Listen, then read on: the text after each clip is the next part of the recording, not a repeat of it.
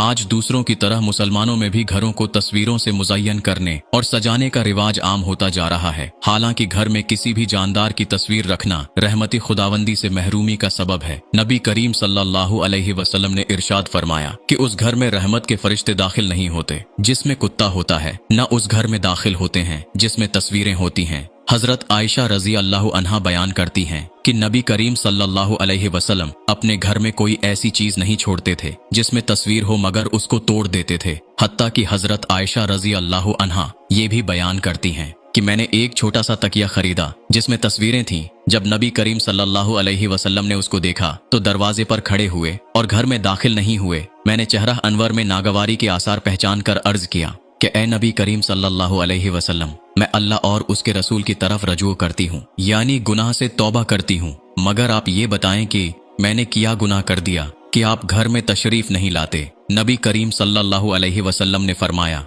ये तकिया किया है। हजरत आयशा रजी अल्लाह अन्हा ने जवाब दिया कि इसको मैंने आपके लिए खरीदा है ताकि आप इस पर बैठें और टेक लगाएं। तो नबी करीम सल्लल्लाहु अलैहि वसल्लम ने फरमाया कि ये सूरतें बनाने वालों को क़यामत के दिन अजाब दिया जाएगा और उनसे कहा जाएगा, जिंदा करो इस चीज को जिसको तुमने बनाया था। फिर नबी करीम सल्लल्लाहु अलैहि वसल्लम ने फरमाया कि जिस घर में तस्वीर होती है उसमें रहमत के फरिश्ते दाखिल नहीं होते।